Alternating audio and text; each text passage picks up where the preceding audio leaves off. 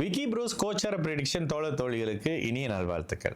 இந்த செப்டம்பர் 22ஆம் தேதியிலிருந்து செப்டம்பர் 28ஆம் தேதி 2025 இந்த ஒரு வார காலங்களில் கடகராசிக்காரங்களுக்கு எந்த மாதிரியான கோச்சார அமைப்புகள் இருக்குன்னு பார்த்தீங்கன்னா, முதல்ல வாரம் தொடங்கக்கூடிய திங்கள் செவ்வாய், அதாவது 23, 22, 23ஆம் தேதிகளில் சந்திரன் வந்து முழுமையான அமைப்புகள், அமாவாசை அமைப்புகள்லேருந்து வெளியில் வரக்கூடிய அமைப்பு, உச்சனுடைய வீட்டில் இருந்தாலும் சனியனுடைய பார்வைன்ற மாதிரியான சில அமைப்புகள் இருக்கக்கூடிய தன்மையில், அப்படியே புதன்கிழமையிலிருந்து திக்பல அமைப்புகளில் வளர்பிறை சந்திரனா வராரு, செவ்வாயோட இணைஞ்சு குருவின் பார்வையில் வராருன்ற மாதிரியான மெதுவான நல்ல மாற்றங்கள் வர ஆரம்பிக்க போகுது. 27 டிகிரி மிதுனத்தில் இருக்கக்கூடிய குருவினுடைய சுபத்தன்மை அப்படியே கடகத்துக்கும் பரவதாங்க செய்யும். அப்ப ராசி சுபத்துவ நிலையை அடையுது. எந்தெந்த அமைப்புகள்ல எல்லாம் கஷ்டப்பட்டீங்க, எந்தெந்த அமைப்புகள்லாம் உங்களை கடுமையாக போட்டு அழுத்திக்கிட்டு இருந்ததோ அந்த அமைப்புகள்ல இருந்து அப்படியே கடகராசிக்காரங்க விடுபடக்கூடிய ஒரு நல்ல அமைப்புங்க. என்னங்க அப்படி நல்லது நடக்கும்?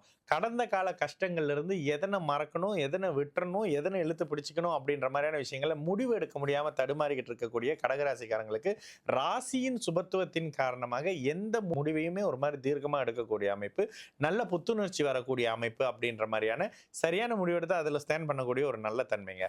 ராசிநாதன் அப்படியே பார்த்தீங்கன்னா 3, 4, 5ஆம் இடத்தோட வராரு. வார அப்படி பிற்பகுதியில் 5ஆம் இடத்துல அவர் நீச்சமாக இருந்தாலும் கூட வளர்பிறையா இருக்கிறாரு. ராகு சனி மாதிரியான இருள் கிரகத்தின் தன்மை இல்லாமல் இருக்கிறது இந்த நீச்ச நிலைமை பெரிய கெடுபலர் அமைப்புகளை செய்யாது. அப்ப என்ன முயற்சிகள் பலிக்க ஆரம்பிக்கும், வெளிநாடுகள்ல இருந்து நல்ல விஷயம் வர ஆரம்பிக்கும். அடுத்த 2026 நீங்க எந்த மாதிரியான நல்லதுகளை அனுபவிக்க எதிர்பார்க்கிறீங்களோ அது அத்தனையும் அப்படியே படிப்படியாக கிடைக்கக்கூடிய அமைப்பாக கடகராசிக்காரங்க அத்தனை வயது நடக்கும். சின்ன குழந்தையிலிருந்து வயதான வரைக்கும் இருக்கிறவங்க, குழந்தைகளுடைய சந்தோஷம் இருக்குங்க, திருமணம் தடைப்பட்டு போச்சுங்க, படிப்பு தடைப்பட்டு போச்சுங்கன்னு எதிர்பார்த்துட்டு இருக்கக்கூடிய பெற்றோர்களுக்கு குழந்தைகள் வெளியிலிருந்து வந்த தடைகளோ தாமத அமைப்புகளோ அத்தனையும் நிவர்த்தியாகி இந்த வாரத்திலேயே ஒரு சுப விஷயம் பேசுறது, ஒரு வீடு வாங்கி கொடுக்கறது, வீட்டுக்கான ஒரு அச்சார பணம் கொடுக்கறது, இந்த தொழில் வச்சு கொடுக்கறது, அந்த தொழில் வச்சு கொடுக்கறதுன்ற மாதிரியான பெற்றோர்களுக்கு குழந்தைகளை பற்றி இருந்த அந்த கவலைகள் அப்படியே படிப்படியாக இல்லாமல் போகக்கூடிய அமைப்பு. குழந்தைகளுக்கு குழந்தை பேர் இல்லாமல் இருந்ததுல இந்த அளவுக்கு குழந்தை விஷயம் வருதுங்க, குழந்தை வழியில சுப செய்தி வருதுங்க அப்படின்ற மாதிரியான நல்ல தன்மை கை கொடுக்கக்கூடிய ஒரு இனிய வாரமாகவே கடகராசிக்காரங்களுக்கு இருக்கு.